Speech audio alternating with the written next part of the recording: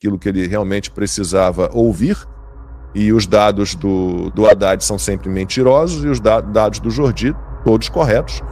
O último ano do governo Bolsonaro, 2022, ele entregou o governo ao Lula, apesar de o Lula viver falando de uma herança maldita, com 50...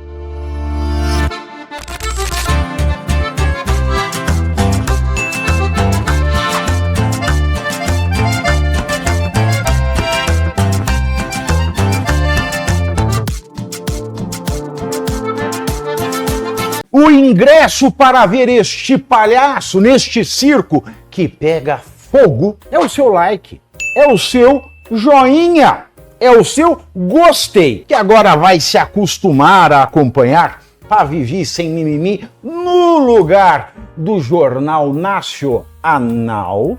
As notícias que a Globo não fala. Medida do governo para aumentar o imposto sobre operações financeiras, acabou que deu uma embarreirada lá ao Congresso nisso, né? O Hugo Mota, Davi Alcolumbre, não vai ter aumento. E aí depois fizeram uma reunião no último domingo com o Fernando Haddad. O Fernando Haddad, beleza, eu vou recuar em alguns pontos. O maluco aí, maníaco da taxa. Vou recuar em alguns pontos, mas óbvio está apresentando novos aumentos de impostos. Aí chamaram lá na Câmara dos Deputados para uma comissão para ele dar, esses memes são muito engraçados, para ele dar explicações sobre como é que, vai aumentar imposto até quando? Quando é que vai começar a reduzir custo? Quando é que vai começar a diminuir a máquina estatal? Quando é que vai começar a buscar o equilíbrio fiscal? Ficar aumentando imposto, não dá mais. E aí o Haddad foi interpelado pelo Nicolas Ferreira, foi interpelado pelo Carlos Jordi, né? E os dois tiveram que se retirar para uma reunião numa outra comissão, e no momento em que Nicolas Ferreira e Carlos Jordi não estavam mais ali na comissão na qual estava o Fernando Haddad foi e descascou os dois, chamou os dois de moleques, disse que fazer aquele tipo de colocação que eles tinham feito e se retirar era uma molecagem. Avisaram ao Carlos Jordi, né, avisaram o que o Fernando Haddad tinha dito. O Jordi rapidamente voltou à comissão que escutava o Fernando Haddad, e ele foi lá e deu a sua resposta ao... Pode preparar aí, por favor, o vídeo do Carlos Jordi, dizendo na cara do Haddad aquilo que ele realmente precisava ouvir, e os dados do Haddad são sempre mentirosos, e os dados do Jordi, todos corretos. O último ano do governo Bolsonaro, 2022, ele entregou o governo ao Lula, apesar de o Lula viver falando de uma herança maldita, com 54 bilhões de reais em superávit fiscal. O Bolsonaro enfrentou, não esqueçam, aquela porcaria daquele negócio de Covid ali no meio, com um monte de medida maluca, né, que destruiu todo mundo que adotou, que correu para aquilo ali, se ferrou. E mesmo assim, com socorro de 600 bilhões de reais, com auxílio emergencial e tudo, mesmo assim, o déficit hoje do governo Lula consegue ser superior ao déficit da época da pandemia, né? Então vamos ver a resposta do Carlos Jordi ao aumentador de impostos, o Tachad. Eu não estava aqui na comissão, porque é evidente, nós fazemos parte de várias comissões, fui em outra comissão, mas fui informado que o ministro foi extremamente desrespeitoso comigo, o deputado Nicolas, nos chamou de moleque, porque ele ficou um pouco chateado com as verdades que nós trouxemos aqui, sobre toda a questão do déficit fiscal que ele promove, com a questão do desequilíbrio que é promovido pelo aumento de impostos e uma gastança desenfreada pelo seu governo. Quero te dizer, ministro, que o moleque é você. Moleque é você, por ter aceitado um cargo dessa magnitude e só ter feito 2 meses de economia. Moleque é você, por ter feito com que o nosso país tivesse o maior déficit fiscal da história, 230 bilhões, logo após o governo Bolsonaro ter dado superávit, e o presidente Bolsonaro passou por uma pandemia. Você, o governo Lula, é pior que uma pandemia. Então, só para finalizar aqui, não vem aqui querer cantar de galo na Câmara dos Deputados, porque você é ministro, mas eu sou deputado. Respeite o parlamento. Moleque é você. Tem que botar o dedo da cara mesmo. Tá mais do que na hora, né? Não, e aí... Parlamento, toda hora. Parlamento O mais incrível é que o Haddad vai lá, mente. Aí você tem essa situação que é uma reação, o Jordi está reagindo ao que o Haddad disse, né? O que o Nicolas Ferreira e o Jordi fizeram inicialmente foi perguntar, e aí, vai continuar gastando, sabe, sem fim aí, né? Como se não houvesse amanhã, até quando? Vai continuar aumentando imposto até quando? O Fernando Haddad responde chamando os dois de moleque, obviamente que, de moleques, obviamente que ele merecia uma resposta à altura. Mas aí o Haddad mente, ele apresenta números mentirosos, ele mente sem parar, e o José Guimarães, que é o líder do governo na Câmara, mente também. Porque ele tem que respeitar o Fernando Haddad, né? Porque quando o Paulo Guedes esteve aqui na Câmara dos Deputados, ele foi respeitado, ele não foi destratado. E aí, rapidamente, pum. E o Zeca do PT, né? que é o filho do José Dirceu, né? Que chamou o Paulo Guedes de tchutchuca.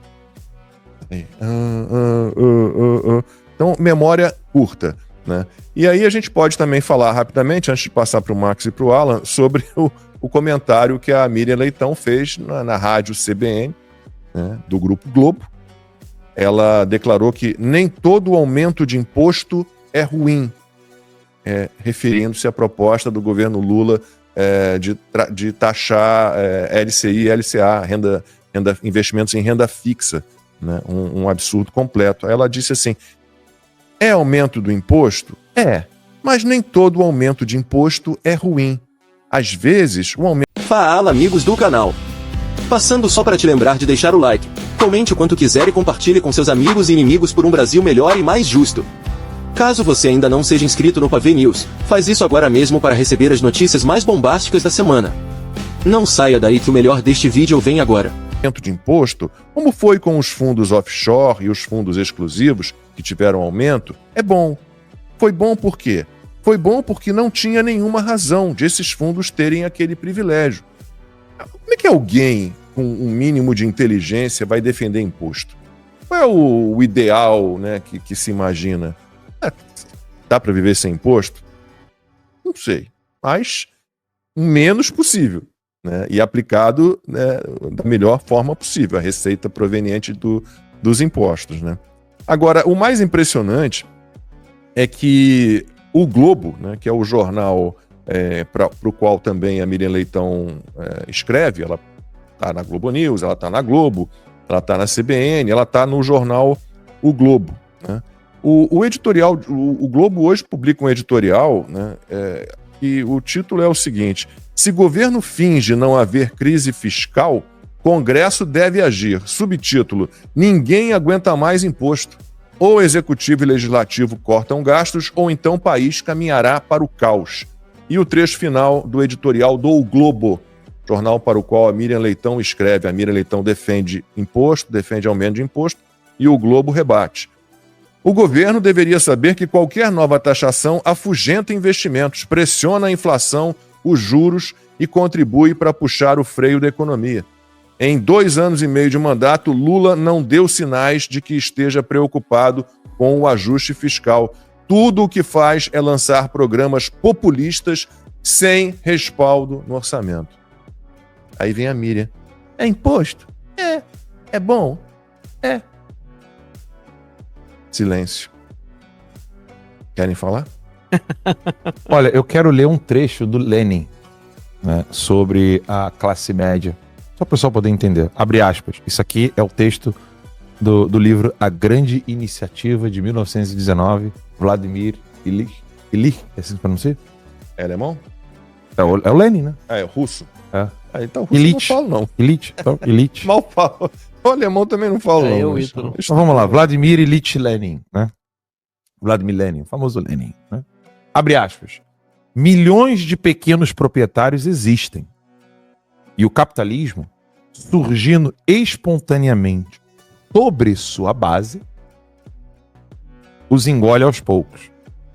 A transição ao socialismo exige tempo e luta tenaz contra esses proprietários. Quais? Esses pequenos proprietários. Então, só para que você em casa entenda, vou desenhar aqui para você. Quem é que sente o imposto? a dona da Magazine Luiza ou o cara que vende sorvete em casa? Uma janela, como eu presenciei minha infância inteira, né? Eu comprando picolé da boneca ali no Oswaldo Cruz, botando picolézinho dentro de casa e vendendo. Quem é que sente o soco do imposto? Quem que sente? A grande empresa ou o pequeno? A pergunta é meio óbvia. A resposta, né, é meio óbvia. É até retórico eu perguntar isso. Quem sempre sente o imposto é o pequeno. Isso é meio óbvio. Tanto é que, por exemplo, algumas táticas, aqui nos Estados Unidos acho que é meio proibido isso, mas, por exemplo, algumas táticas de você cria um produto, tipo uma Timeline Cola, sabe? Um refrigerante de cola da Timeline. Aí ele se populariza, a Coca-Cola precisa derrubar esse concorrente. Aí o preço que eu vendo a minha garrafinha, a minha latinha, tanto faz, ela custa X. A Coca-Cola consegue colocar esse mesmo produto a X menos 3. Mas a Coca-Cola tá deixando de lucrar? Tá lucrando menos? Tá vendendo mais barato do que esse aqui? A Coca-Cola aguenta ficar 1 ano vendendo assim. O Timeline Cola não. Ele quebra. Ele não aguenta. Você faz isso, esse tipo de concorrência, aqui nos Estados Unidos é crime. Tá? Concorrência desleal. Quantas e quantas fábricas pequenas a Coca-Cola já comprou?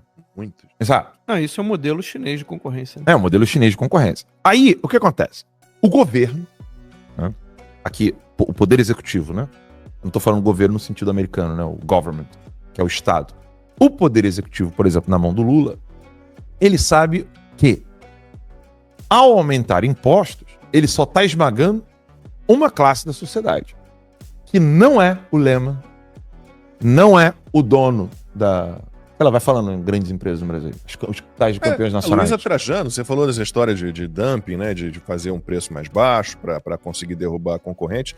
Eu me lembro na época da Covid, no meu programa na Band, no Aqui na Band, meu chefe de cozinha era dono de um restaurante, tinha aberto o restaurante 6 meses antes de chegar a Covid, e a Luísa Trajano estava sendo entrevistada por nós, e ela falou, não, eu peço a todos os empresários do Brasil, não demitam os seus funcionários, porque eu posso ficar 3 anos sem receita que eu não vou demitir ninguém. Claro. Aí o Dalton, cara, pô, gente finíssima. Oh, a senhora me desculpa, eu sou amigo da sua filha, que é chefe de cozinha também, respeito aí a família e tudo, mas a senhora tem condições de ficar 3 anos sem pagando seus funcionários, sem demitir ninguém, porque tem receita para isso, que tem dinheiro guardado, patrimônio para isso. Eu tenho um restaurante com 42 funcionários, eu não tenho a menor condição de continuar fechado, mantendo esses funcionários todos contratados. E tem um detalhe, será que o Dalton consegue empréstimo no BNDES? E é isso aí. Porque ainda tem esse plus. Porque o grande pepino aqui, qual que é?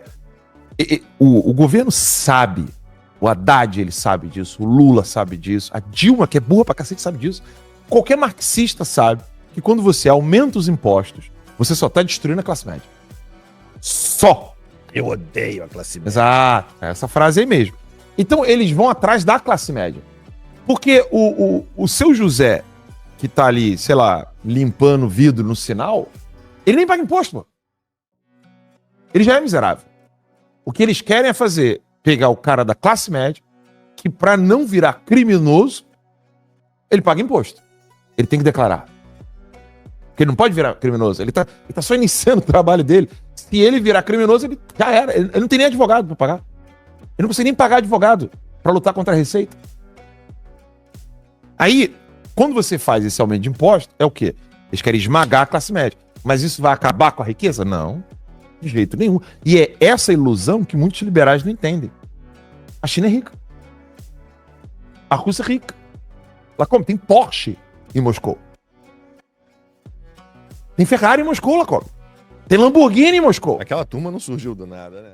Então, primeiro você curte, que é o preço deste programa. Quanto vale o ingresso para ver este palhaço neste picadeiro bonito? Vale uma curtida.